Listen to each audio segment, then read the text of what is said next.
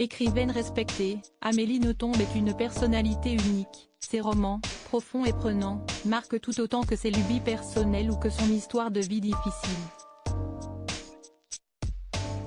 Et après avoir résumé dans son ouvrage précédent sa relation avec sa sœur Juliette, CST au plus gros traumatisme de sa jeunesse qu'elle s'attaque, un viol à 12 ans, qui l'a tiré très bas. Avec ses tenues noires, ses chapeaux excentriques, mais surtout ses romans salués par la critique et qui mêlent sa vie privée, ses passions et des sujets brûlants, difficile de passer à côté d'Amélie Nothomb et de sa trentaine de romans en tout genre. Mais le dernier, Psychopompe, aborde un sujet difficile, qu'elle a tué pendant trop longtemps, le viol subi à l'âge de 12 ans par 4 hommes, alors qu'elle était en vacances au Bangladesh. En interview pour nos confrères du magazine Elle a d'ailleurs accepté de raconter ce moment difficile, qui l'a traumatisée longtemps.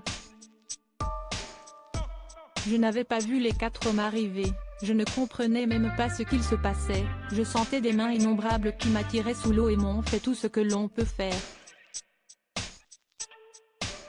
J'ai vraiment cru que j'allais mourir mais ce qui l'emportait, c'était la terreur. Il m'a fallu un siècle pour crier, ma mère est arrivée en courant, ce qui les a fait fuir, se souvient-elle de cet épisode, qui s'est donc déroulé en 1978.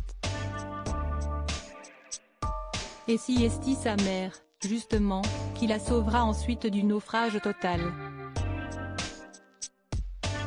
Alors que personne n'a rien dit pour l'aider, celle-ci prononce simplement les mots « pauvre petite », qui font exister officiellement le viol dans la tête de l'adolescente.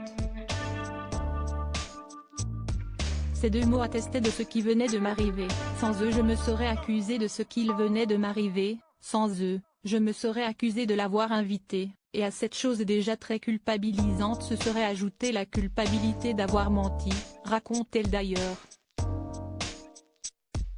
Mais si cet épisode est dramatique pour elle, les conséquences sont bien plus terribles. Tombée en dépression durant 9 mois, elle finit par devenir anorexique. Et tout cela va durer pendant 10 ans, jusqu'à un voyage au Japon.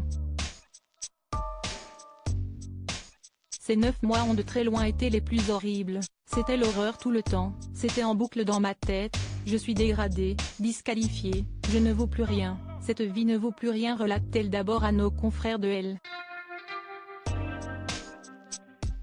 Avant d'expliquer que bizarrement, CST son anorexie qui a fini par la ramener du côté de la vie. J'ai cessé de manger et CST terrible à dire mais dans mon cas, ça a été une très bonne idée, ça a agi comme une espèce de chimiothérapie sur ce qui m'était arrivé. J'ai bien failli laisser ma peau, j'ai souffert comme un chien mais dès l'instant où j'ai mis cette machine en branle, le problème précédent s'éloignait, jusqu'à ne plus exister. Ça m'a sauvé de ça, je n'étais plus cette personne à qui ceci était arrivé, je la tuais en moi. Un témoignage fort, qui lui a servi pour son nouveau roman.